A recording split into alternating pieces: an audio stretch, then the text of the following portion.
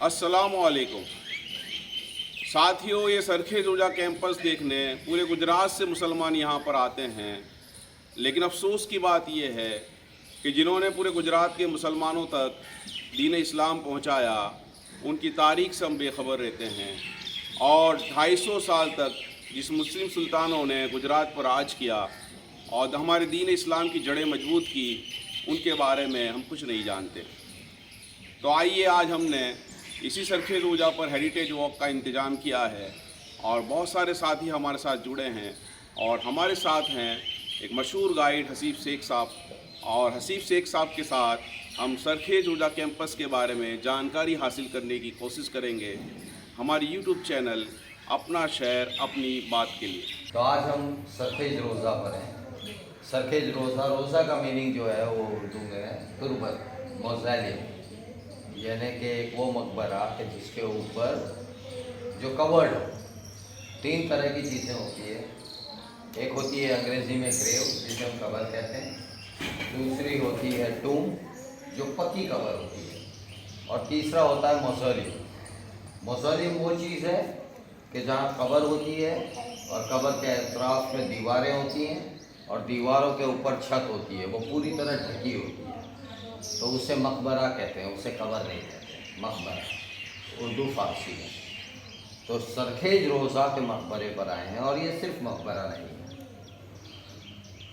बहुत famous Swiss French architect थे जनाब ली कॉर्बुज़ियर, और उन्होंने इस जगह को कहा the Acropolis of the east. Acropolis जो एक इटली में जगह है, और उस जगह के नाम से एक्रोपोलिस ऑफ द ईस्ट का नाम दिया गया है इसको, क्योंकि यहाँ कबर के अलावा महल, रेसिडेंसीज, दूसरी इबादतगाहें, दूसरे लोगों की कब्रें, तालाब और ये सारी चीज़ें जो है वो हाजिर हैं यहाँ पर। तो इन चीज़ों को देखते हुए इसको एक्रोपोलिस कहा गया। हम सरखेज रोज़ा जो 1441 से 1445 तक मुनक्किद हुआ, उसके हम मेन गेट पर हैं, मेन डोर पर। और ये तमाम चीज़ें इंडो सरासैनिक आर्किटेक्चर यानी कि सोलंकी आर्किटेक्चर जिसे कहते हैं, उससे मुतासिर हुई है। और येलो सैंडस्टोन में आप ये जालियाँ देखें, येलो सैंडस्टोन, पीला रेती पत्थर, पीले रेत का पत्थर। येलो सैंडस्टोन की एक खासियत है कि आप जब उसको तराशते हो तो वो टूट जाता है। लेकिन गुजरात के अंदर तमाम मॉन्यूमेंट जो किए गए हैं ज़्यादातर मिडीवियल एज के, वो येलो सैंडस्टोन है। और इसमें बहुत बेहतरीन, आप ज़्यादा से ज़्यादा मॉन्यूमेंट गुजरात में आप इस्लामिक सल्तनत यानी कि मुज़फ़्फ़री सल्तनत, और उसके बाद जब मुग़लों ने गुजरात को काबिज़ किया और गुजरात को हिंदुस्तान का हिस्सा बनाया 1573 में, जलालुद्दीन मोहम्मद अकबर जो तीसरे मुग़ल बादशाह थे हिंदुस्तान के, उन्होंने तब यहाँ मुग़ल आर्किटेक्चर है। लेकिन उससे पहले का जो भी आर्किटेक्चर है वो मुतासिर हुआ सोलंकी आर्किटेक्चर से। सोलंकी जो एक दौर चला गुजरात की राजपूत तारीख में, तो उससे मुतासिर हुए। तो ये सोलंकी आर्किटेक्चर में इस्लामिक एलिमेंट्स डालकर इसको कहा गया इंडो सरासैनिक आर्किटेक्चर। तो सरखेज रोज़ा इंडो सरासैनिक आर्किटेक्चर की एक मिसाल है।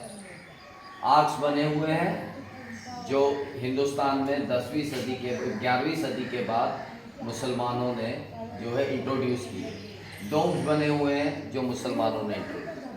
शेख अहमद खट्टू गंजबख्श रहमतुल्लाह ने, जो दिल्ली से आए, बाद में राजस्थान खट्टो शहर से यहाँ आए, इन्होंने ये जगह पसंद की।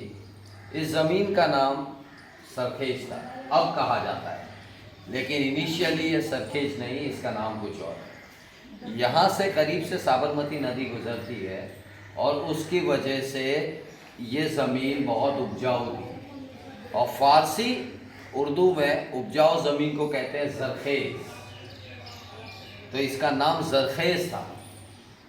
तो ज़रखेज़ होने से फिर लिंग्विस्टिकली डिस्टॉर्ट हुआ, यानी ज़बान टूटी, ज़बान बिगड़ी, और जैसे साल आते गए ये ज़रखेज़ की जगह पर सरखेज हो गया। इसी तरह करीब में गांव है जिसे कहते हैं मकरबाग। हकीकत में ये खुली ज़मीन थी, जो ज़रखेज़ ज़मीन थी, और यहाँ पर जंग हुआ करती थी, और जो भी गदर होते थे यानी रेबेलियंस, वो गदर को तमाम को यहाँ ठंडा किया जाता था।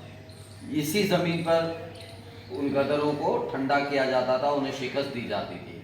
तो यहाँ काफ़ी जो है सोल्जर्स, जो लश्कर के आदमी होते वो गुज़रते थे, इनके साथ बड़े जनरल्स गुज़रते थे जो सिपहसालार होते थे, इसके साथ साथ बड़ी बड़ी हस्तियाँ यहाँ कर रही। तो इन सब के मकबरे बने थे।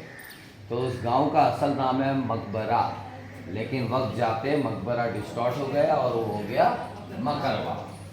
ठीक है, तो हम शेख अहमद खट्टू गजबख्श जो तीसरे मुजफ्फरी सुल्तान गुजरात के, अहमद सुल्तान अहमद शाह रहमतुल्लाह, उनके पीर भी थे, उनके बेटे के भी पीर थे और उनके पोते के भी पीर थे, वो यहाँ है, वो सेंटर ऑफ अट्रैक्शन है। इसके अलावा यहाँ मस्जिद है जो ग्रैंड मॉस्क जिसे कहते हैं, एक बहुत ही बेहतरीन मस्जिद है। कहते हैं कि आगरा के जो किला है उसका जो मोती मस्जिद है उसके बाद खूबसूरती में इसका दूसरा नंबर आता है। फिर यहाँ गुजरात सल्तनत, मुजफ्फरी सुल्तानत के 5वें सुल्तान और सबसे ताकतवर सुल्तान, सुल्तान फतेह खान रहमतुल्लाह की तुर्बत है, जिन्हें हम आम तौर पर महमूद बेगरा के नाम से जानते हैं। उसके बाद उनकी बहू या तो बीवी, अभी तक ये वाज़ेह नहीं हो पाया है कि उनकी बहू थी कि बीवी थी, जो एक राजपूत फैमिली से आई थी, राजबाई, उनका मकबरा है। यहाँ हौज़ है जो बेसिकली एक वज़ू खाना था, वो बहुत बड़ी हौज़ है, वो देखेंगे। सामने की ओर राजा का महल, रानी का महल, जो यहाँ की ज़बान में कहा जाता है, उसे ज़नाना और मर्दाना भी कहते हैं, वो है। कई सिपह सालारों की तुर्बतें जिनमें मुजफ्फरी डायनेस्टी की जब वो इंतहा हो गई, उस वक्त कुछ वक्त तक हफ्सियों की भी हुकूमत रही, वो पावर में रहे। तो ये 16वीं सदी के एंड में हफ्सी पावर में रहे थे, मुजफ्फरी डायनेस्टी के सुल्तानों के अंडर में काम करने वाले। तो उनकी खबरें हैं, हम वो भी देखेंगे। और शेख अहमद खट्टू गजबख्श रहमतुल्लाह पीर साहब, जो 4 अहमद में से एक थे, जिनके नाम से अहमदाबाद का नाम रखा गया, उनकी तुर्बत जो है और उनकी इबादत गाह है, वो इबादत गाह है, वो बहुत ख़ास है देखने के लिए। बाज़ औकात 10 में से 9 लोग जो सरखेज रोज़ा आते हैं वो उनकी इबादत गाह नहीं देख पाते हैं, क्योंकि प्रीमाइसिस से बाहर है, तो हम वो भी देखेंगे। हम हमारी जो ये है हेरिटेज वॉक, इसकी इब्तिदा करते हैं। और सबसे पहले हम समझते हैं इंडो सैरासैनिक आर्किटेक्चर, शेख अहमद खट्टू गजबख्श मगरिबी रहमतुल्लाह, इनकी तुर्बत से शुरू करते हैं और समझते हैं कि इन लेटिस वर्क यानी कि इन जाली वर्क का इम्पोर्टेंस क्या है और अहमदाबाद और गुजरात इन जालियों के लिए इतना क्यों फेमस है। आइए, रेतीले पत्थर के क्या अहमियत है, देखिए इसकी खूबसूरती। ये बिल्कुल मुख्तलिफ है राजस्थान राजपूताना आर्किटेक्चर और दिल्ली का जो शिमाली खिता है हिंदुस्तान का, उससे बिल्कुल ये आर्किटेक्चर यानी कि तर्ज़ो तामीर बिल्कुल मुख्तलिफ है। इसकी आर्किटेक्चर को उर्दू में कहते हैं तर्ज़ो तामीर, और इसका नक्शो निगार भी बहुत अलग है। ऑर्नामेंटेशन जो है वो भी बिल्कुल अलग है। दिल्ली में जो देखोगे आप, राजस्थान में जो देखोगे, मध्य प्रदेश में जो देखोगे, यानी शिमाली हिंदुस्तान का जितनी भी तर्ज़ो तामीर है उससे बिल्कुल मुख्तलिफ है ये गुजरात की तर्ज़ो तामीर। मैं फिर रिपीट कर दूं कि इसको आप सोलंकी आर्किटेक्चर से मुतासिर हुआ आर्किटेक्चर भी कह सकते हैं। इसको इंडो सैरासैनिक कहा जाता है, यानी कि इंडो पर्शियन आर्किटेक्चर है ये। सब येलो सैंडस्टोन से बना है, और जैसे कि मैंने बताया कि येलो सैंडस्टोन बहुत ही ज़्यादा ब्रिटल होता है, यानी कमज़ोर।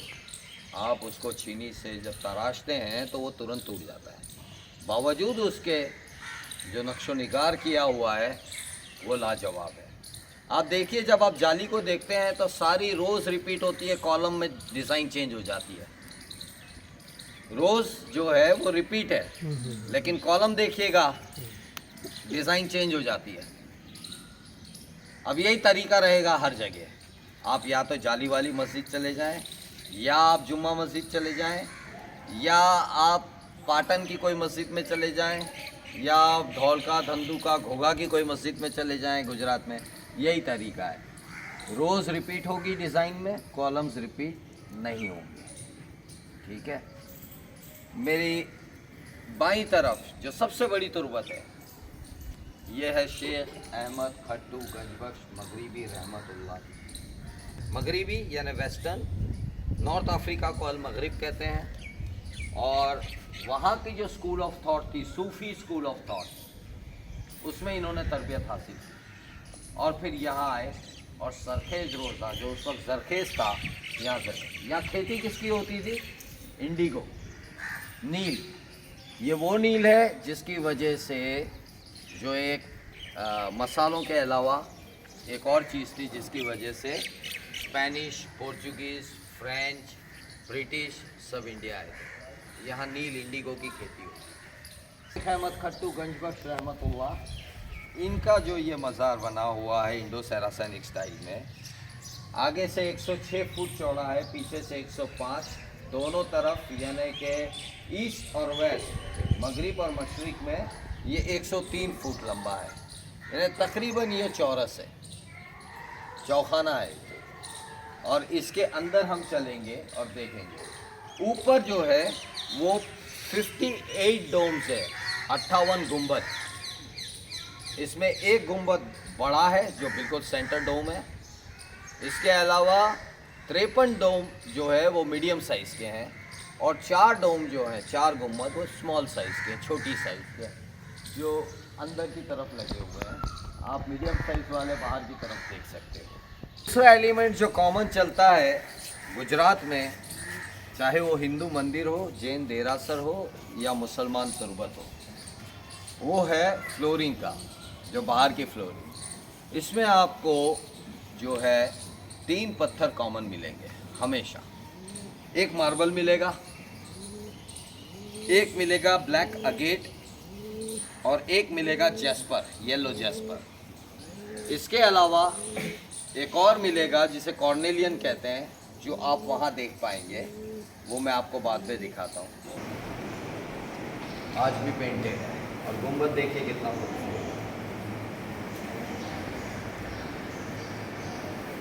इसके जो पिलर्स हैं, इसके पिलर्स के अंदर सीपी जो होती है, ऑयस्टर का जो अंदर का जो हिस्सा होता है वो बड़ा ही खूबसूरत होता है। उस अंदर के हिस्से को तराश कर इसके पिलर्स के अंदर लगाए हुए हैं। ये पिछले 1.5 साल से इस पर कवर चढ़ा दिया, उस पर लगाया, लेफ लगाया गया है, लेकिन वो ऑयस्टर के अंदर की जो उसका इनले यानी उसको तराश के इसके अंदर बिठाया गया है। बहुत खूबसूरत है। ये यहाँ दिख रहा है, देखिए ऊपर के ब्रैकेट्स में वो सीप का अंदर का पार्ट दिख रहा है, वो ऊपर के ब्रैकेट में अभी भी शाइन कर रहा है। बहुत खूबसूरत है वो। उसको बचाने के लिए गलेफ लगा दिया गया है, ऊपर सीपी का पार्ट ब्रैकेट्स में अभी भी दिख रहा है। अब देखिए इस्लामिक आर्किटेक्चर पूरा डिपेंडेंट है ज्योमेट्रिकल डिज़ाइन पर। 90 डिग्रीज, 15 डिग्रीज, 45 डिग्रीज और 30 डिग्रीज पर हमेशा लाइनिंग्स करके इस्लामिक डिज़ाइन बनती है। इसीलिए दुनिया के अंदर मुस्लिम डिज़ाइन, इस्लामिक डिज़ाइन बहुत फेमस है। ऊपर नज़र कीजिए सीलिंग पर, सीलिंग थोड़ा उठा हुआ है। ट्विन पिलर्स यानी कि जो सुतून है, सुतून के जोड़े लगे हुए हैं पिलर्स के, और सिंगल पिलर्स भी है, लेकिन ये ट्विन पिलर्स हैं जिसके ऊपर पूरा वजन बड़े वाले गुंबद का आता है। The bigger dome is totally dependent on this twin pillars. ये वेट उसका कैरी करते हैं। और ये जो पिलर्स आप देख रहे हैं, ये बिल्कुल जहाँ खड़े लीजिए 90 डिग्री दिख रहा है। इस्लामिक डिज़ाइंस की अहमियत उसकी ज्योमेट्री है। दुनिया में कहीं भी चले जाएं आप, अल-अंदलुस स्पेन में चले जाएं जहाँ मुसलमानों ने 800 साल हुकूमत की, आप अरब में चले जाएं खित्ते में, आप अल-मगरिब में चले जाएं यानी कि अफ्रीका के ऊपर या खित्ते में चले जाएं, आप सेंट्रल एशिया में चले जाएं जहाँ तुर्को मंगोलों का जो आज जो कज़ाकिस्तान, उज़्बेकिस्तान, ताजिकिस्तान ये सब है, आप तुर्की में चले जाएं, तो ये जितना भी आर्किटेक्चर है तमाम ज्योमेट्री के ऊपर है। इसका ये जाली लगी हुई है। इस जाली की अहमियत हम बताते हैं। दोनों तरफ, चारों तरफ जाली लगी हुई है। ये जाली क्यों है? 3 वजह से ये जाली है। ये बहुत इम्पोर्टेंट है। मैं मेरे हर वॉक में जहाँ इंडो सैरासैनिक आर्किटेक्चर होता है, मैं लोगों से इस बात की ये बात लोगों को वाज़ेह करता हूँ। तो ख़ास करके जितेंद्र, तुमको काम लगेगा ये कि ये जाली क्यों है। और 3 रीज़न। अब ये तीनों रीज़न आप दिमाग में रखिएगा। हम दुनिया के कुछ बहुत गर्म हिस्सों में से हैं, गुजरात। यहाँ आजकल तो अभी के दौर में तो 47 डिग्रीज हो जाता है अमूमन, पीक टाइम में एवरेज हो जाता है। तो पहला तो जब हवा चलती है तो yellow sandstone bad conductor of heat. एक तरफ से हवा आती है, दूसरी तरफ उसको गलियारा मिल जाता है बाहर निकलने का, तो ठंडी हो जाती है गलियारे। तो ठंडा करने में, क्योंकि जाली में से आती है और जाली में से जाती है, अंदर जो है वो शेड है तो हवा ठंडी हो जाती है। एक दूसरा वन वे विजन, क्योंकि बाहर रोशनी ज़्यादा है, अंदर रोशनी कम है, तो बाहर से जब आदमी जाएगा वो अंदर कुछ नहीं देख पाएगा, क्योंकि बाहर रोशनी ज़्यादा है। अंदर रोशनी कम है और बाहर ज़्यादा है, अंदर वाला इंसान बाहर सब कुछ देख पाता है। और खुसूसी तौर पर क्योंकि तुर्बत ये जो है उसके सहन में औरतें नमाज़ पढ़ती हैं। अब मुसलमानों में नमाज़ पढ़ना एक फ़िज़िकल मूवमेंट है, तो औरतें जब ये फ़िज़िकल मूवमेंट करती हैं तो हो सकता है कि बदन के कुछ हिस्से जो ऊपर के बाहर आए वो एक ख़राब ख्याल देखने वाले को दे दें। तो बाहर से आदमी उस औरत को नमाज़ पढ़ते हुए यहाँ अंदर नहीं देख पाता। One way vision 2 number. तीसरा नंबर, जब मगरिब और मशरिक से आफ्ताब निकलता है, यानी कि सनराइज़ और सनसेट होता है, तो इसकी जो रोशनी है वो छन के अंदर आती है और ज़मीन पे इसकी जो साया पड़ता है, शेडो, वो एक कालीन बिछा देता है, कारपेट बिछा देता है, तो खूबसूरती बढ़ जाती है। इसका जो ओरिजिनल टर्किक यानी टर्को मंगोल वर्ड है उसे कहते हैं नक्कारा, लेकिन जैसे मुसलमानों की आमद होने लगी हिंदुस्तान में तो पंजाब के थ्रू हुई, तो पंजाब में इसका नाम बिगड़ गया और नगाड़ा हो गया। नक्कारा का हो गया नगाड़ा, बराबर है। और फिर यहाँ गुजरात आते आते राजस्थान, गुजरात में फिर इसके साथ दूसरे भी साजिंदे होते थे तो उसको नौबत कहने लगे, समझ गए। तो यह है नगाड़ा। ये बजता है, पहले मगरिब के वक्त बजा करता था, मगरिब होने के वक्त का, ये बताने के लिए क्यों कि दिन बदल गया।